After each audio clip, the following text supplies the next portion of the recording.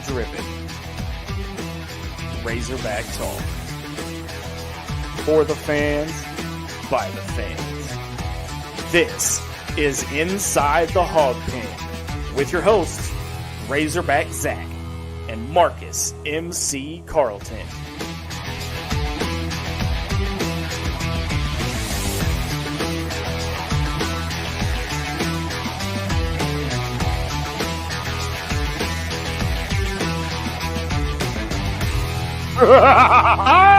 What is up, everybody? It is Wednesday night. We are 1 week closer to kickoff.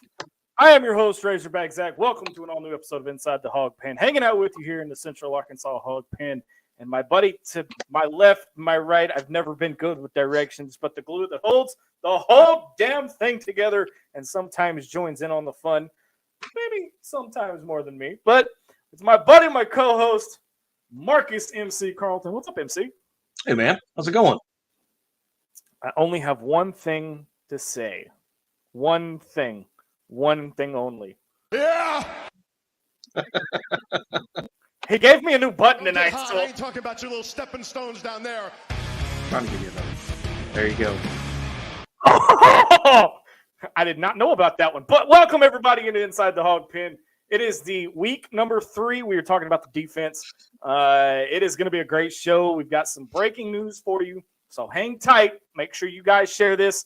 But first, before you do, leave us a 5-star review or recommendation in this new thing called Stars, where you can donate so many stars and it gets us 99 cents a star or something like that. I don't know. Facebook's doing something, but it helps us out with the algorithm, helps us get more eyes on our product.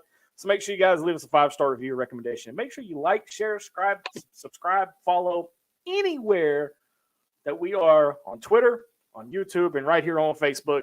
Sideline Radio Network, not the other pissant company we used to be with. I'm talking about the new guys, the good guys, Sideline Radio Network. I promise I'm never going to say that name again. Watch me say it again tonight, MC. Yeah, probably. All right. Before we get to breaking news, let me take that off screen real quick. Before we get to breaking news, I would be remiss if I didn't mention our guys, Matt Hart and Adam Hall, over at Hawg Sports on Facebook. They do a fantastic job keeping up with recruiting news and all sorts of news coming out of the Hill. So make sure if you are not part of that, they are on their way to 20,000 followers in that group. So make sure if you are not a part of that, you need to be. What is wrong with you? Am I right, MC? Yeah! Absolutely. Yeah. All right. So let's get to the breaking news.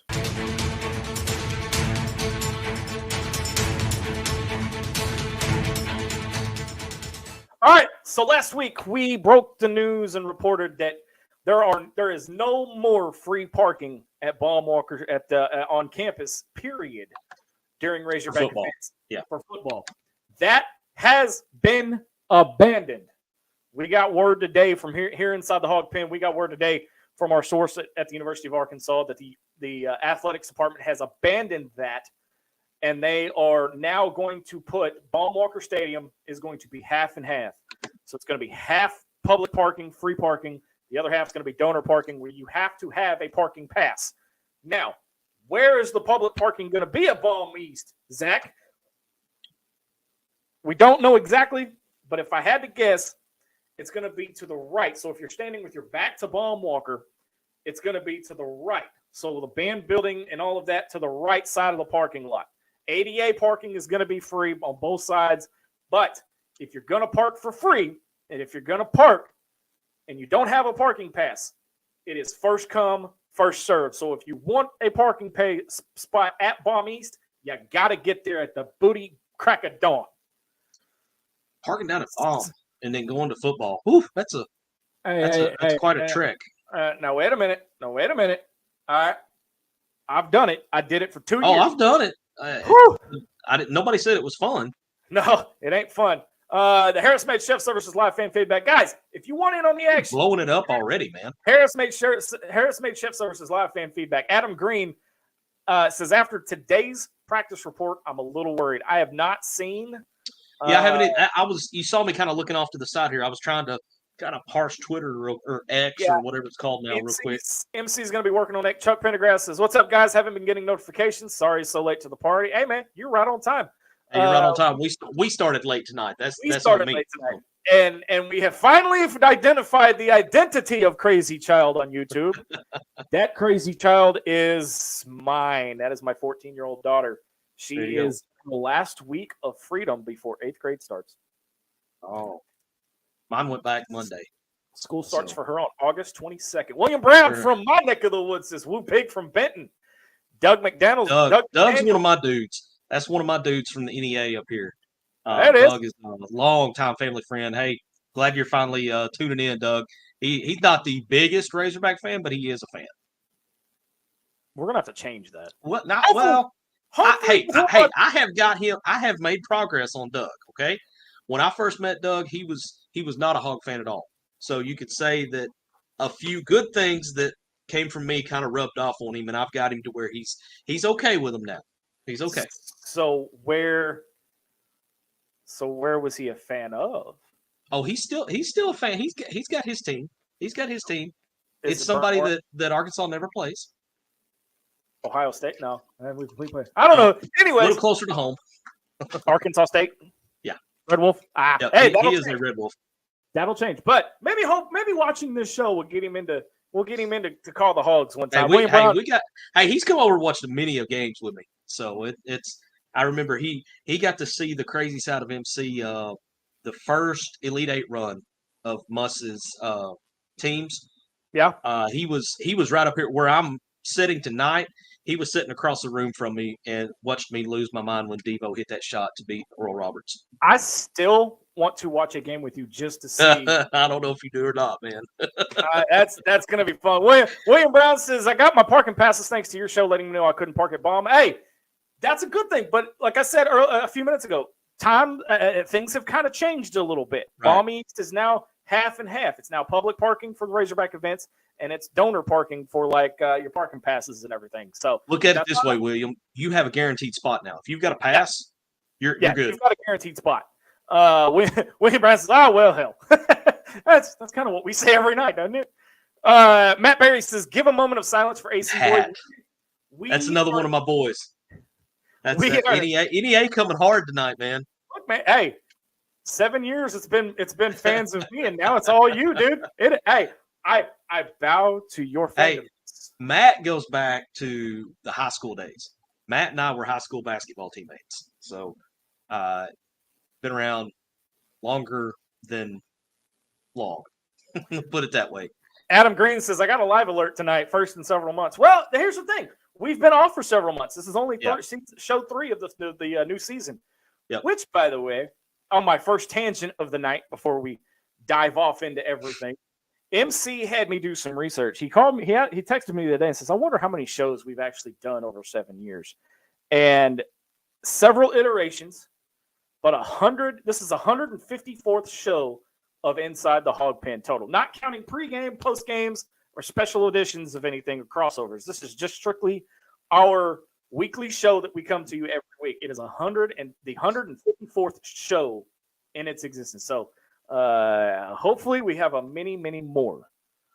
So we'll, by my calculations, don't do it, MC. It's going to hurt your head. 40.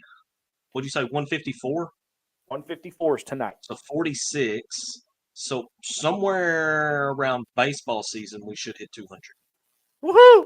I've been doing this way too long. All right, let's get to tonight's shenanigans. And first, we have the return of Razorback Trivia.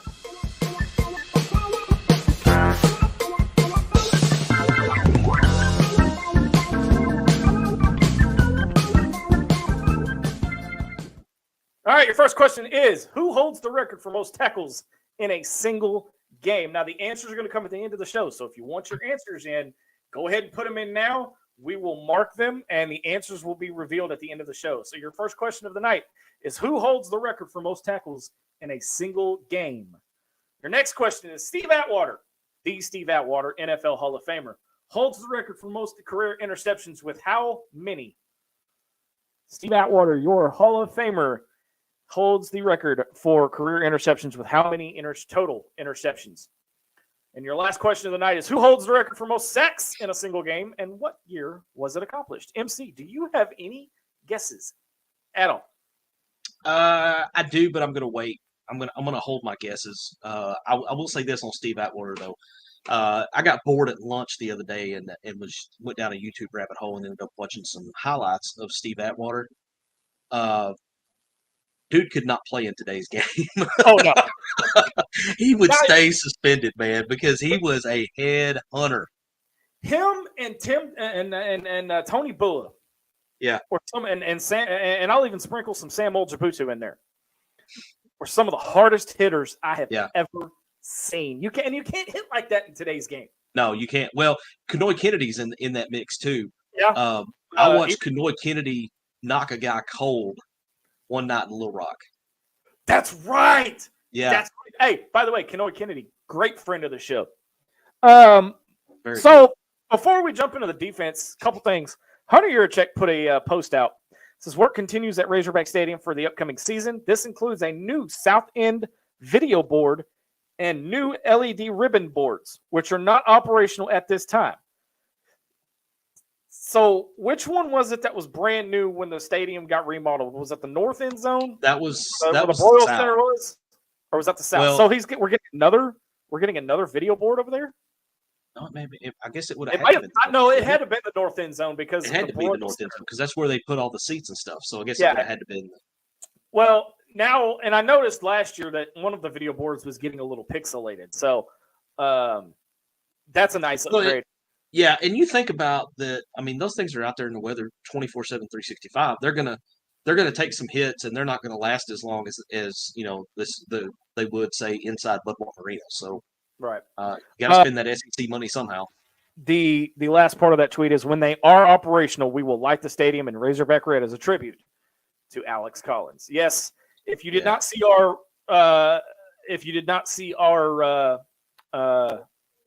breaking news announcement Monday night, the great Alex Collins, AC3, has passed away due to an apparent car accident out of Fort Lauderdale, Florida. And we have got some tweets here. Let me pull these up real quick from the Razorback family. It says, we were saddened by the sudden and tragic passing of Alex Collins. He was a legendary Razorback and an even better person. His love for the Razorbacks and desire to be a Hog was undeniable. We will miss him greatly. Our thoughts are with his family and his loved ones. Hunter Yurachek posted, says, our Razorback family is again grieving the untimely loss of one of our own. Alex Collins was an electrifying player on the field and a ray of light in life. He loved being a Razorback, and the state loved him.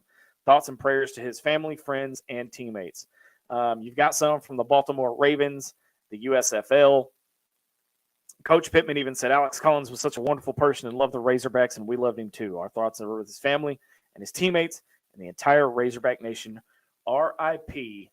number 3. Now, MC, you got to actually meet AC.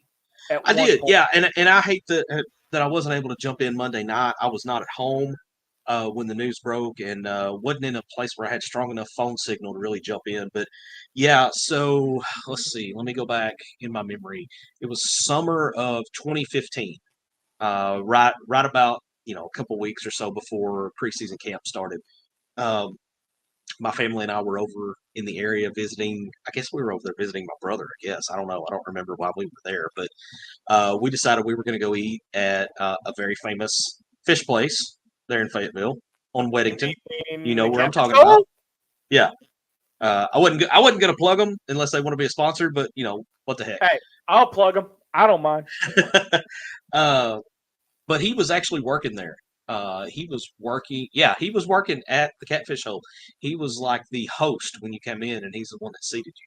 Bro, how awesome is that? Oh yeah, it was cool. I mean, it was of course, he was very personable, very very cool, very willing to do whatever. I mean, my daughter, who's 17, about to be 18 now. She was still a little kid, and my middle son Aaron was just. I mean, he was still in diapers. We were still carrying him around. He posed for a picture with us. He talked to us, asked us where we were from. I mean, he was just very genuine, very cool. More than what some athletes that I've met have been. He was very personable, kind of went out of his way to, act like that he was genuinely interested in the conversation. And man, it was just a really cool moment. And we got to now that I've got that picture, I'm even more proud of the picture than I was. But golly, man, can Hogs and Hog fans not get a break, man? It seems like it's been nothing but bad news. We've lost four former Razorbacks in the last 6 months. Yeah, Because the first one was Chris Smith, former defensive end, and then you had Mallet, had his accident out of Florida. Charles Ballantyne, basketball player, the guy that hit the shot to beat North Carolina in 1984. And then now to beat MJ, beat MJ, and then you had to recruit the commit. Yeah, the commit from Memphis. Oh my God, I completely forgotten about that kid. You had him, and then now you've had AC3. It's just, man, the hits just seem to keep coming. I mean, it's eventually you got to think there's got to be some good news coming there somewhere. Yeah. We are going to do a tribute, a 2-minute tribute at the end of the show. So make sure you guys tune into that. I am so sorry. I'm trying to get some news here. We don't have to report that at that time. Okay. All right. Sorry about that. Garrett Ray wants to know if we think Arkansas will be bowl eligible. I don't see why we wouldn't be. I'll say this: the wheels. If you're not bowl eligible, not only have the wheels fallen off, but the transmission's fallen out, and you're back to a Flintstone car. Yeah, but MC, here's the thing, and I know we're getting off track because I know we're talking about defense, but this is a very hot topic right now. And Garrett Ray, thank you for this question on the Harris Made Chef Services live fan feedback. I don't know about the rest of Razorback Nation, all right, but for me personally, and this is not a knock on Sam Pittman or the team since he's taken over, because we all know what happened prior to him taking the job. Mm-hmm. I'm tired of just barely being bowl eligible. I want to be an 8-4, 9-3, maybe and even in 10-2. I don't want to be a 6-6, 7-6, or 7-5, right, barely bowl eligible team. I want to know by the Missouri game we are going bowling. Period. Yeah, I mean, it needs to be. You need to get. You don't need to be going into that Missouri game looking at either 6 or 7. I mean, you need to be that one. You need to be looking at 8, 9, possibly 10 going back in. Now, is that going to happen? I don't know, man. There's a lot of questions. It's like we said 2 weeks ago. You can look at it and you can go 10-2, or you can and again 10-2 to 8-4. That's kind of the range where I'm kind of hoping we land this year. 8-4 is a completely reputable record. I'm glad so real quick, Katie's watching. Hi, honey. I'm surprised I got that out. Reputable record without tripping over my words. That's impressive. That's impressive. Okay, so like I said, AC3 has passed away. We're going to do a tribute to him at the end of the show. So y'all stay tuned for that if you choose to. But tonight, we are talking defensive side of the ball. And prior to the show, MC and I were going over some of the stats from last year, and they weren't pretty. It ain't pretty. But MC, here's the thing, okay? Here's the thing. For all intents and purposes, with the injuries and the sputter, and I will say it, the sputtering offense. Yeah. Okay. I'm gonna piss a lot of people off. When you look at the stats, Barry Odom didn't do all that great. No, last year they struggled last year. It definitely hurt that you had injury after injury after injury. Yeah. Let's not forget you lost Jalen Catalon after week 1. Unfortunately, lose him after week 1. We're not going to talk about where he transferred to. Well, Bumper Pool played hurt for 3/4 of the season. You missed Grant Morgan. You definitely missed a Grant Morgan last year because he was the straw that stirred the drink on defense. Yeah. And, it just, I mean, I'm sitting here looking over these. Gave up 31 points a game last year on average. 31 points a game. What was some of the other ones? What stuck out to me was red zone opponents. Yeah, that's where I'm headed here. So your opponents in the red zone got a touchdown 65% of the time. Now, if you include field goals with that, just to red zone scores, it goes up to 87% of the time. So we were not a red zone defense. It's just, I mean, that hurts to look at that, and you look at those stats, and that's one of the keys where you got to improve this coming season. Because first off, if you can't keep people out of the red zone, you got to keep them from scoring, or at least limit them to 3. I gotta stop the press here for a second because we got royalty in the house. I wouldn't go as far as saying royalty. I wouldn't go royalty, but a good buddy of ours and an avid wrestling fan says, "Let me talk to you." Hey, Bum, just for you, buddy, just for you. Yeah. There you go. He said Simeon Blair is going to be first team all conference this year. I mean, in the American. Yeah. I forgot Simeon had transferred to Memphis, honestly. He said, love you guys. Hey, Bum, can't wait to have you back on the show, man. And we got some surprises. Yeah, no doubt. Brandon Laughlin, let me see. Doug McDaniel says, when you guys start talking about defense, how much playing time will the D-line from Jonesboro High get? Yeah, so Jashad Stewart. I'm expecting big things out of Jashad this year. I believe this is going to be his last go around. I think he's going to be part of that rotation on the defensive line that, and Adam Green kind of points this out too. Trey Biddy was talking about how loaded the defensive line is. And this is first time in a long time that we've had what I would call an actual SEC D line that is 2 deep, sometimes 3 deep, depending on the position. Yeah. And I think you got to have Jashad Stewart. He's got to play a big role in that. And if you've looked at the guy, go find a picture of him from last year and then compare it to what we're seeing this year. Dude has I don't know. They've all buffed up. Yeah, I mean he's just completely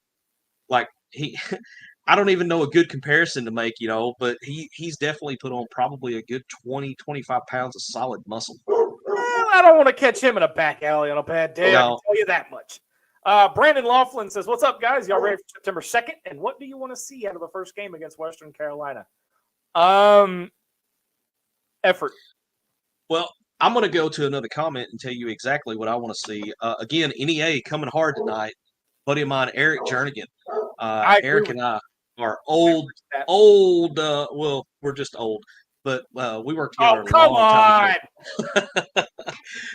Eric and I worked together a long time ago for the world's largest retailer. Give you a minute to figure that one out. I think we all worked for them at some point. Come to think of it, I think we all worked for them at some point. Yeah, I'm with Eric here. Total domination. KJ done by halftime.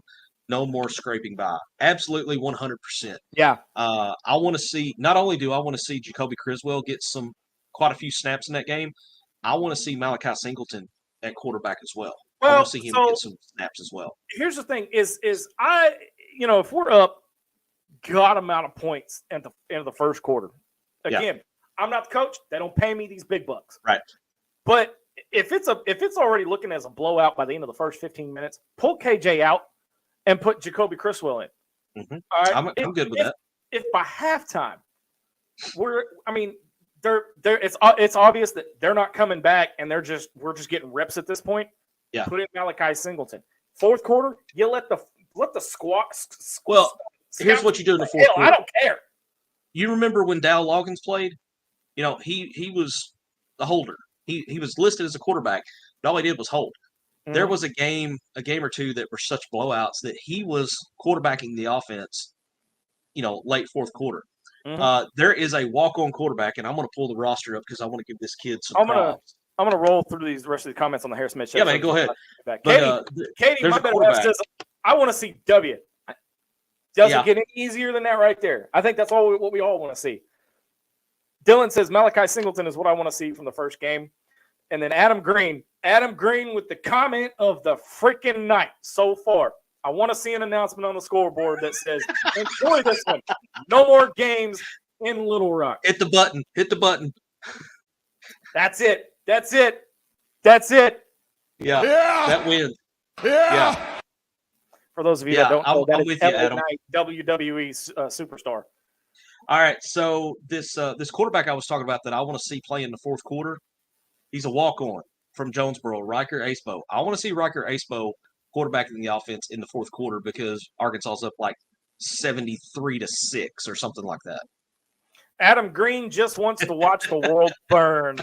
Well, I mean, Alfred Pennyworth said there are some men like that, so there it is. But I mean, in all honesty, I mean, and from what I'm getting from my sources, there won't be any more games in Little Rock. Well, as of right now, you still got the game with A-State for 2025, I believe. But with the fluid changes of the schedule and everything, we don't know. So there may not be. This may be it. Yeah, it could be. It very well could be.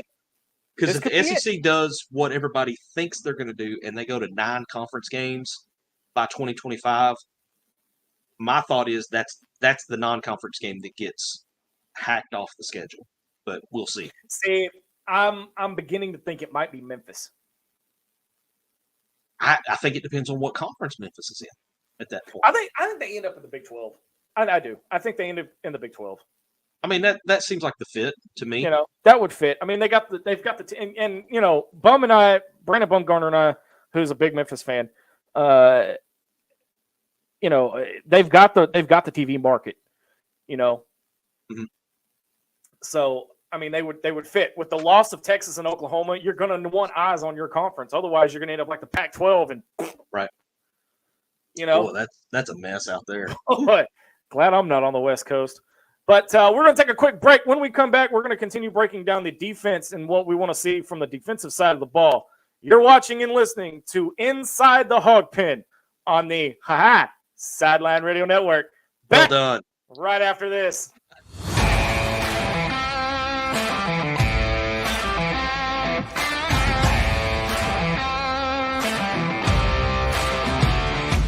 Calling all local craft beer connoisseurs. Little Oktoberfest, benefiting the Miracle League of Arkansas, is just around the corner, and you don't want to miss this opportunity to sample some of the best craft beers from across the state.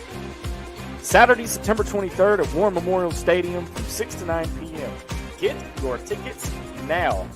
Oh, and ITHP will be broadcasting live with me, Razorback Zach, and D-Mad from the Man Cave. So stop by and say hey to the guys. Little Oktoberfest 2023, benefiting the Miracle League of Arkansas.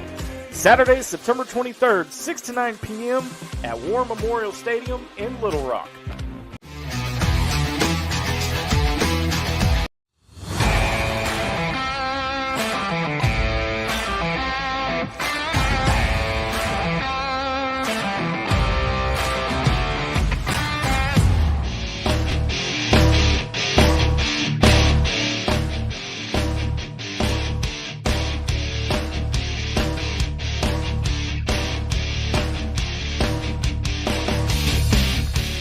All right, welcome back to Inside the Hog Pen on the Sideline Radio Network. Razorback Zach, Marcus MC, Carlton. I didn't do it that time, MC. You're on a roll, man. Yeah. We're gonna wear that out. No, we're not. No, we're not. I promise we're not gonna wear it out. But finishing up our conversation with the defense here, who you got? I mean, you lose bump. I mean, if you look at the record book and you look at the stats from last season, okay, you basically have lost your top 3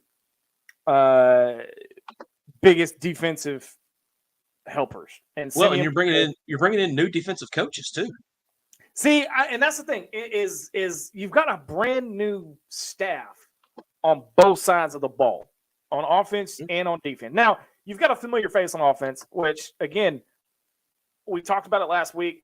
I want to see this team come. I want to see Nick Saban style offense. and just blow through people. Okay? I don't want to see us take our foot off the gas. I don't want to see us struggle in the second half.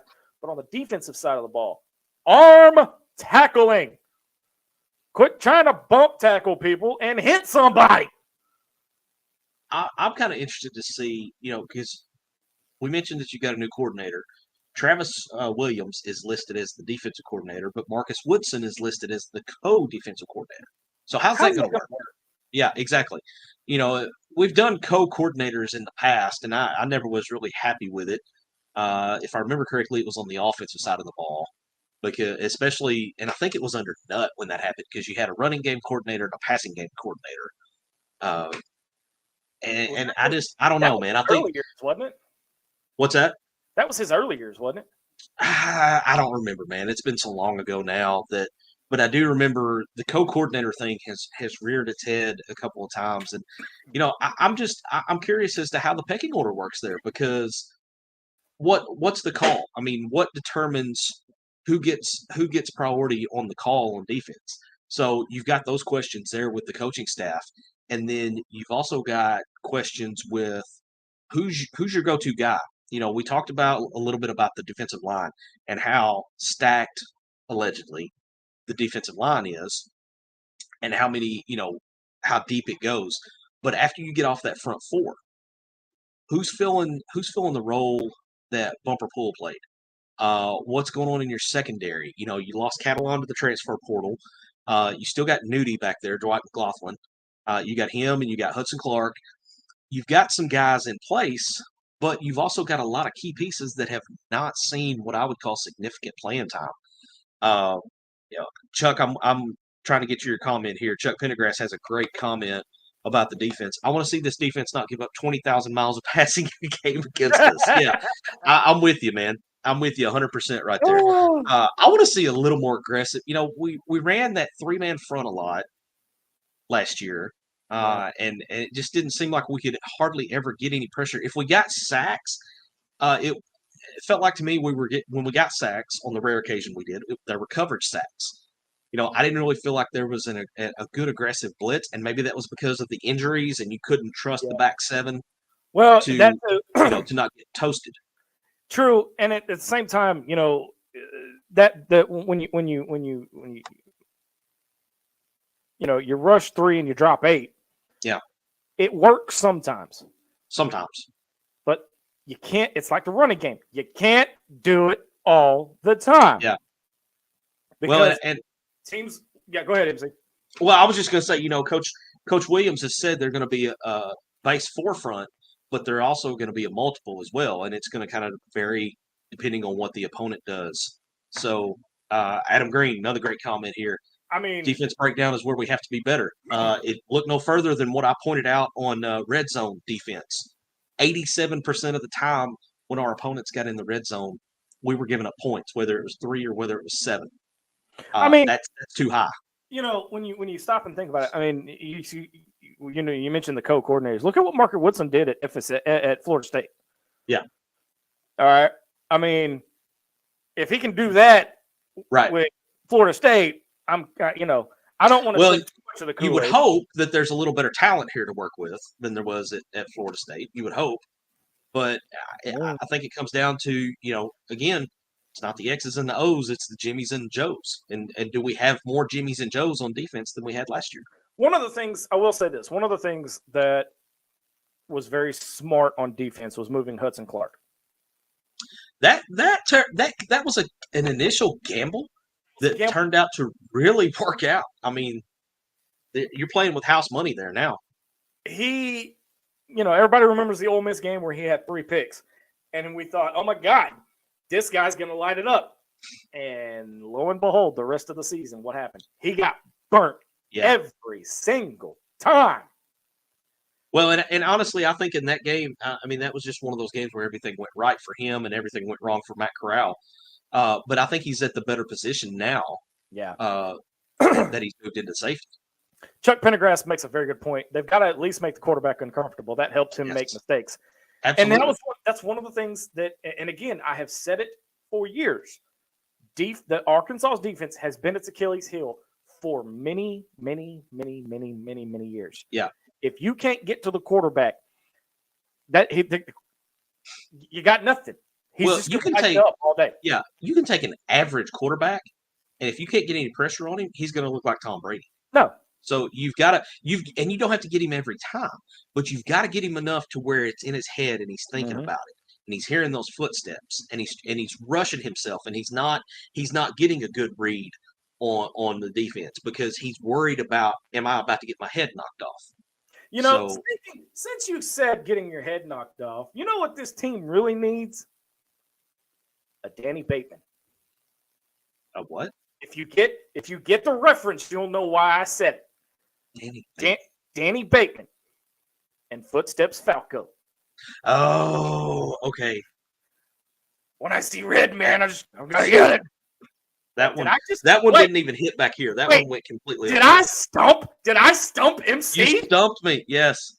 Yeah. I got one. Got me. That'll be the only one I get all season. Let me have my boy Doug jumped in on it though. You didn't get him. So. But no, I mean we need, and that was the one thing when, in all seriousness, when you had guys like Darius Philon, Trey Flowers, and what was the other one? Who's the third guy on that team? Somebody help me out here. There you go. There's your boy. There you go. D-Mad from the Man Cave said, best years we had crazy pass rushers. Beckett, Flowers, Chris Smith, Tank Wright, etc. Very true. Okay. But at the same time, the game has changed since then. Okay.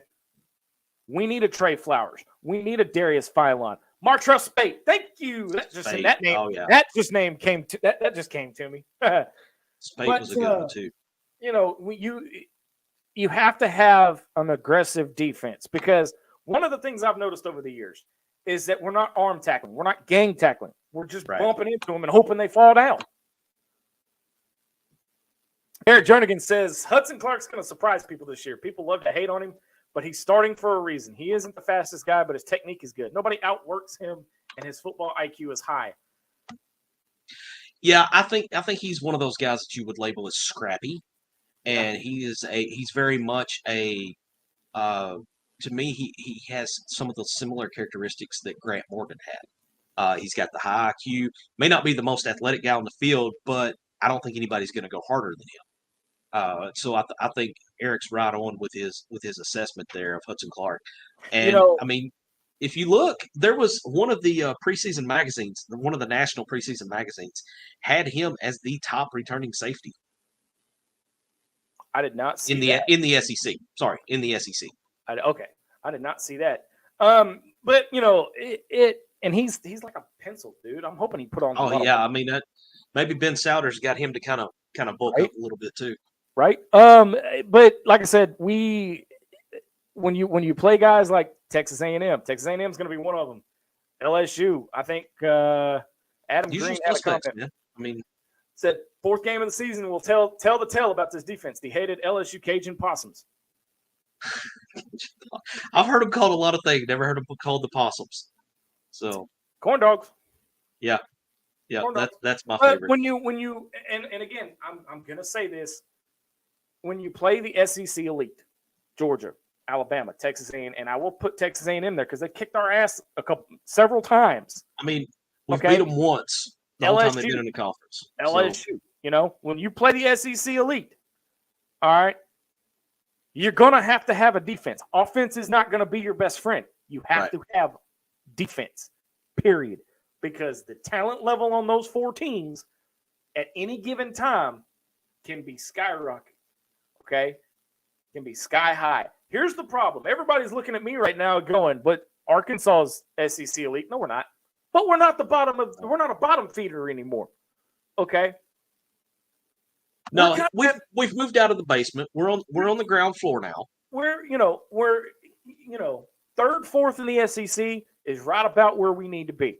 Okay. In the West, yeah. In the West. Well, in the SEC because there are no more divisions. Well, yeah. I mean, after this year, I think they've got divisions this year, and then after that, and it's kind of bust up. A lot of things have to come together. Okay. Yeah. A lot of things got to come together. A lot of things have to have to be avoided. Injuries primarily. Well, and I'm looking at, I'm going back and looking over these stats. We already went over these red zone stats, but one of the other ones, let me get back up here to it, that jumped out to me. Did we mention fourth down? Opponents fourth down? I don't know. If we did, I'll mention it again after I do this, but total offense for all opponents for Arkansas last year, 6.5 yards of play. Your defense cannot give that up. You can't give up 6.5 yards of play. You've got to find a way to get that down. To me, it needs to be below 5. And football savants may say that even at 5, it's still too high. But in this day and age where offenses rule the roost, if you can get it down to 5, I think you take it. Oh, absolutely. At the fourth down percentage for Arkansas opponents last year, they were 12 of 22 on fourth down, which is 55% conversion rate. You cannot have that. You cannot if you have get that. them to fourth down, you can't give up a conversion half the time. Well, but again, you cannot have them in a 4th and 2, 4th and 3, 4th and 1. 90% of the time, they're going to go for it. Yeah. Well, why would you not? If you make it half the time, why would you not go for it? Exactly. And this is where I want to see. Everybody talks about defensive lines loaded. Well, okay, show me. Let me see it. I want to see 4th and 2 in the LSU game. Are we going to be able to stop them? 4th and 2 in the Texas A&M game, Alabama. I mean, insert your SEC opponent here. Are we going to be able to get that stop, or are they still going to abuse us like most opponents did last year on 4th down? I mean, we were giving up 4th downs against, Missouri State, Liberty, Missouri. I mean, just here's ridiculous. The thing. Going into the first game, everybody's wondering about what we want to see the first game. Here's the thing. I want to see high octane. I don't want to see a sluggish start like we had against Cincinnati. Okay, now the difference is the competition. Cincinnati last year, coming off the playoffs, coming off top 5 in the rankings, they were riding a wave. Oh yeah. They were also ranked 25th coming into the Razorback Stadium. So the competition was a little bit higher, but there was no reason why that game was as close as it was. Okay. Okay, let me ask you this. Western Carolina is your first game. From a defensive standpoint, what's the number that's going to make you look like this after the game? Because, I mean, chances are Arkansas is going to win. But, I mean, if you give up more than 2 touchdowns, is that a facepalm? I think it is. Yeah. I think if you give up more than 2 touchdowns. Here's the thing. If they give up more than 10 points, period, that's a facepalm. Yeah. Okay? I agree. Because of the quality of the opponent. Yeah. Now, again, it doesn't need to be 21-14 at the half. It doesn't need to be 23-21 at the half. It doesn't need to have a final score in the 30s. It cannot be close. Okay? You put your foot on the gas and do not let it up until that clock hits triple zeros. Well, and I think we find out, because if you look back at some of the post-game shows we did and some of the weekly shows, one of our main complaints was Arkansas gets a lead and then they let off the accelerator. They take their foot off the throat. Are we going to see now, was that a Kendall Briles thing or was that a Sam Pittman thing? So I made a note because I went back and watched several shows because, like I said at the beginning of the show, MC had me doing research. And holy crap is all I'm going to say is the many iterations and the way it started versus where it's gotten is a stark difference. But you made a very good point is when, and it was a big thing that we had said last year was that every time we get a lead, sometimes in the fourth quarter, 99.999% of the time, we had to fight to keep that lead. Yeah. I'm going to kind of put a little blame on Pitt. And here's why. Here's why. It's because of the comment that he made earlier, is that he didn't want to be his player's friend, okay? And I think he's learning. I think he was trying to be respectful and didn't want to be known as that coach that ran the score up and all of this. I don't think you're going to see that this year, MC. I think you're going to see a different aggression because Dan Enos is not Kendall Briles. Dan Enos is going to go, let's keep pouring it on. Keep pouring it on. I understand the wanting to win with class and not coming across as that coach that, is the Cobra Kai, no mercy type of person. But there are times when, to me, in my opinion, this is just MC's opinion. In my opinion, there's times where you have to be an a-hole and you just have to, basically let them know their role. And we are SEC and you are not. It's called making a statement. Yeah. If you're going to, and again, Pitt's a great coach. I've had many conversations with him. Okay. Here's the thing. Hashtag, as Katie would say.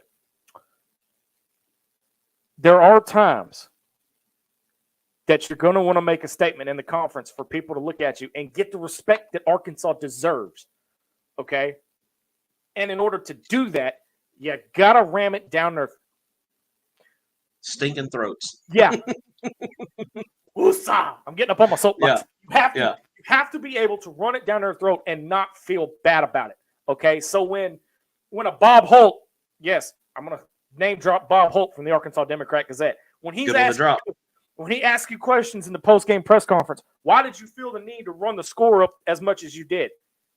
The answer to that question, sorry, I'm trying to fight off my sinus infection.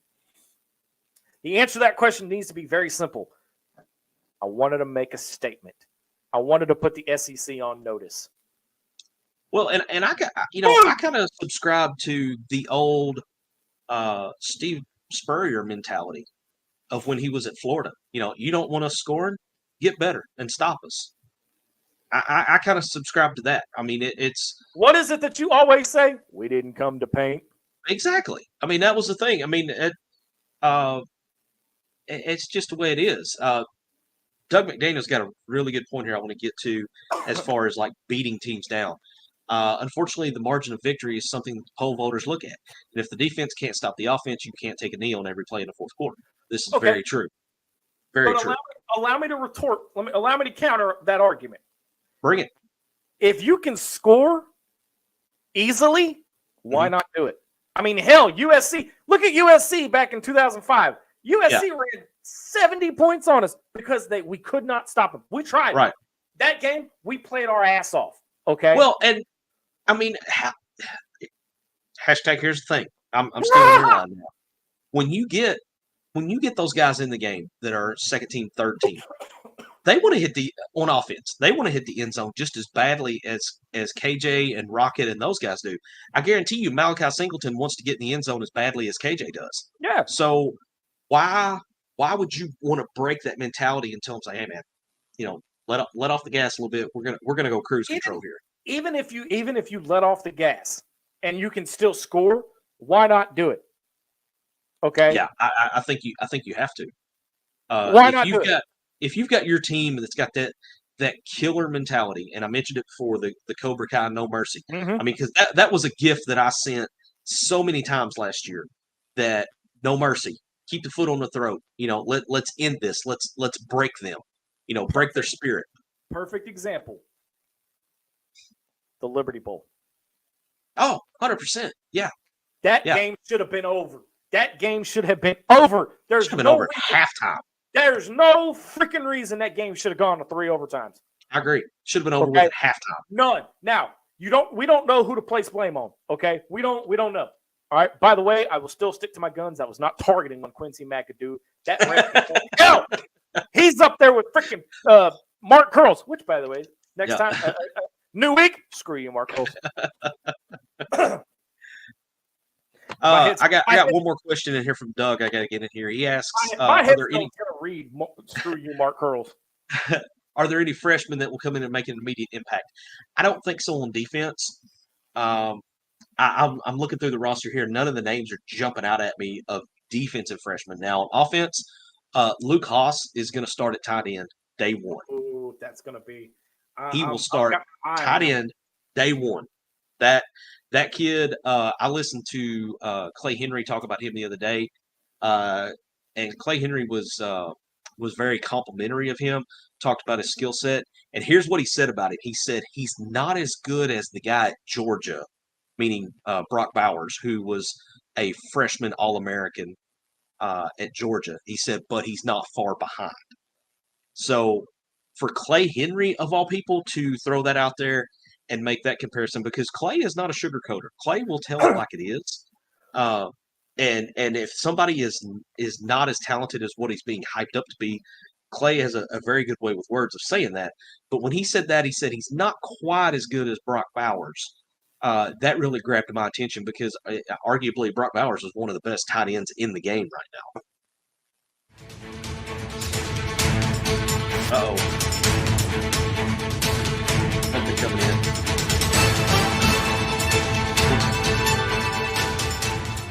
What's flying in here? All right, breaking news coming into Inside the Hog Pen. If you are in the Fayetteville area I keep hitting the button, my bad. If you are in the Fayetteville area next Friday, you might want to go hang out in the parking lot of Lot 44 outside of Razorback Stadium. Just might want to hang out. Nothing serious. We're red. That's all I'm going to say.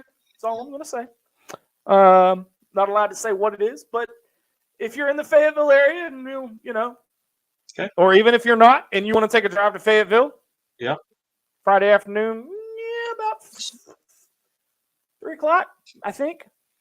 Okay, might want to hang out up there, see what's going on. So just for the record, if you're coming from the NEA, if you're wanting to be there by 3, you need to leave here at 10:30, 11 o'clock. It's 4.5 hour drive, depending on, like I said, how heavy your foot is. Yeah, I will make sure to have that actual time down. Okay, all right, by the show next week. But not quite running of the Bulls. Running of the Hogs, maybe. Running of the Hogs, maybe. So, MC, we're going to do something a little bit different tonight in closing. Right. Do you have any final thoughts? We're going to do a little bit different, something a little bit different here. Final thoughts. Yeah, I just kind of got to go back to, and this is kind of a prelude to where I think you're headed next.